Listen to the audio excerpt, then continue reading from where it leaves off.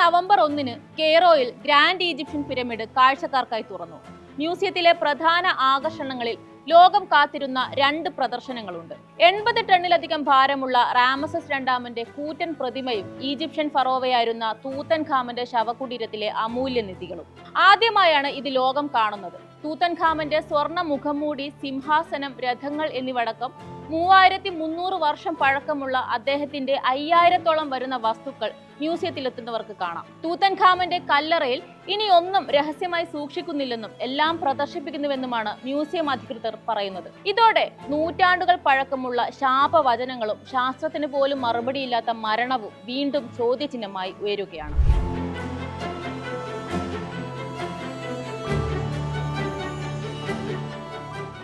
ഈജിപ്തിന്റെ ഹൃദയഭൂമിയിൽ 3000 വർഷമായി അടഞ്ഞു കിടക്കുന്ന ഒരു വാതിൽ, അതിനുള്ളിൽ നിത്യനിദ്രയിൽ കഴിയുന്ന ഒരു രാജാവും അദ്ദേഹത്തിന്റെ ശാപവും. ഇതാണ് തൂത്തൻഖാമന്റെ കല്ലറ. 9-ാം വയസ്സിൽ ഈജിപ്തിന്റെ ഫറോവയായ 18 വയസ്സ് വരെ മാത്രം ഭൂമിയിൽ ജീവിക്കാൻ വിധിക്കപ്പെട്ട ചക്രവർത്തി. ഈ കല്ലറയുടെ കണ്ടുപിടുത്തവും പിന്നാലെ ഉണ്ടായ ദുരൂഹ മരണങ്ങളും മൂലമാണ് ഫറോവയുടെ ശാപമെന്ന വിഖ്യാത മിത്തിന്റെ ഉൽപ്പത്തി.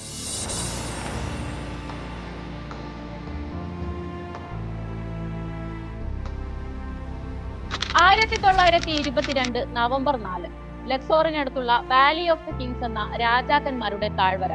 ഇവിടെയാണ് ഈജിപ്തിലെ ഫറോവമാർ അന്ത്യവിശ്രമം കൊള്ളുന്നത്. ബ്രിട്ടീഷ് പുരാവസ്തു ശാസ്ത്രജ്ഞനായ ഹവാർഡ് കാട്ടനും അദ്ദേഹത്തിന്റെ സഹായിയും പര്യവേഷണങ്ങൾക്ക് ധനസഹായവും നൽകുന്ന കാർനാവൺ പ്രഭുവും ഈ സമയത്താണ് വർഷങ്ങളായുള്ള ഗവേഷണങ്ങൾക്കൊടുവിൽ ഒരു കല്ലറയുടെ പടികൾ കണ്ടെത്തുന്നത്. അത്ഭുതമെന്നായിരുന്നു ആദ്യ കാഴ്ചയിൽ തന്നെ കാർനാവൺ പ്രഭു അവിടെ കണ്ട കാഴ്ചകളെ കുറിച്ച് പറഞ്ഞത്. പക്ഷെ ആ അത്ഭുതങ്ങൾ ദുരന്തമായി മാറാൻ അധിക കാലമെടുക്കില്ല.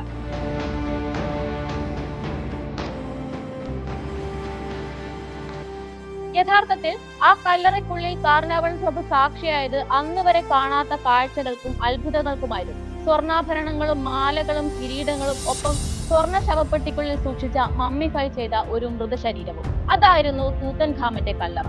3000 വർഷങ്ങൾക്ക് ശേഷം ആ കല്ലറ വെളിച്ചം കാണുകയാണ്.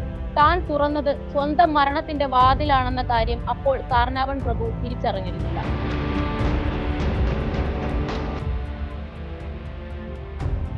ചക്രവർത്തിയുടെ ഉറക്കത്തെ ശല്യപ്പെടുത്തുന്നവർ ശപിക്കപ്പെട്ടവരായിരിക്കുമെന്ന കല്ലറയുടെ വാതിലിൽ എഴുതിയ മുന്നറിയിപ്പ് സത്യമായി കൊണ്ടിരിക്കുകയായിരുന്നു. പുരാതന ഈജിപ്ഷ്യൻ സംസ്കാരത്തെക്കുറിച്ചും ഫറോവമാരുടെ ജീവിതവും മരണത്തെക്കുറിച്ചുമൊക്കെയുള്ള ഗവേഷണങ്ങൾക്ക് പ്രചോദനമാകുന്ന കണ്ടെത്തലായിരുന്നെങ്കിലും അതിന്റെ വിലയായി സ്വന്തം ജീവൻ തന്നെ അയാൾക്ക് നൽകേണ്ടി വന്നു. കല്ലറ തുറന്ന് വെറും ആഴ്ചകൾക്കുള്ളിൽ പ്രഭുവിന് ഒരു പനി ബാധിച്ചു.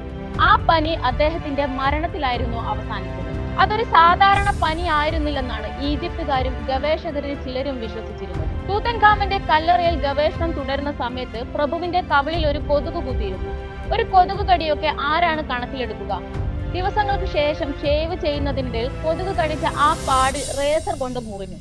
ഇത് അണുബാധയിലേക്കും രക്തത്തിൽ വിഷബാധയും ഉണ്ടായി മരണത്തിനും കാരണമായി.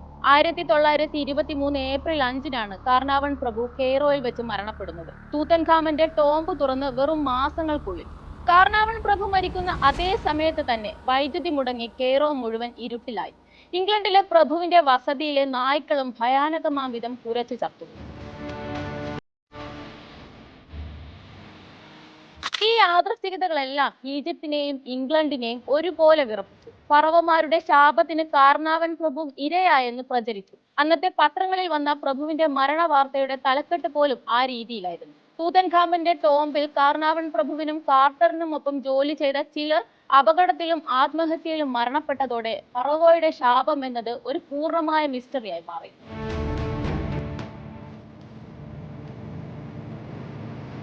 കാർനാവൺ പ്രഭുവിന്റെ മരണം കല്ലറയിലേക്ക് കയറിയപ്പോൾ തന്നെ ആരംഭിച്ചുവെന്നാണ് ശാസ്ത്രലോകവും പറയുന്നത്.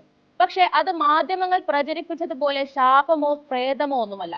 3000 വർഷം പഴക്കമുള്ള കല്ലറയാണ് അദ്ദേഹവും സംഘവും തുറന്നത്. വെളിച്ചം കടക്കാത്ത അറയ്ക്കുള്ളിലെ മൈക്രോബുകളും പൂപ്പലും ഫംഗസുമെല്ലാം മനുഷ്യ ശരീരത്തിന് അപകടകരമായിരിക്കും. ഇത് തന്നെയാകാം മരണത്തിന് കാരണമായത്. പക്ഷേ ഒരു ചോദ്യത്തിന് ഉത്തരം നൽകാൻ ശാസ്ത്രത്തിന് കഴിയുന്നില്ലല്ലോ എന്ന വാദവും ഉയർന്നു. കാർനാവനൊപ്പം അതിനുശേഷവും വർഷങ്ങളോളം കല്ലറയിൽ ചെലവഴിച്ച കാർട്ടൻ എന്തുകൊണ്ട് അണുബാധയുണ്ടായില്ല? അല്ലെങ്കിൽ കാർട്ടൻ എങ്ങനെ ഈ ശാപത്തിൽ നിന്ന് രക്ഷപ്പെട്ടു? ഈ സംഭവങ്ങളെല്ലാം നടന്നിട്ട് 100 വർഷം കഴിഞ്ഞു. മറഞ്ഞിരുന്ന തൂത്തൻഖാമന്റെ ശവകുടീരവും ഫറവോയുടെ ശാപവും വീണ്ടും പൊടി തട്ടി ഉണരുകയാണ്. അപ്പോഴും ആ ചോദ്യം മാത്രം ബാക്കിയാകുന്നു. തൂത്തൻഖാമന്റെ കല്ലറ വെറും ഒരു പുരാവസ്തു അത്ഭുതമായിരുന്നു, അതല്ലെങ്കിൽ ശാപത്തിന്റെ കവാടമായിരുന്നോ 100 വർഷം മുൻപ് തുറക്കപ്പെട്ടത്? അതിനിയും പിന്തുടരുമോ?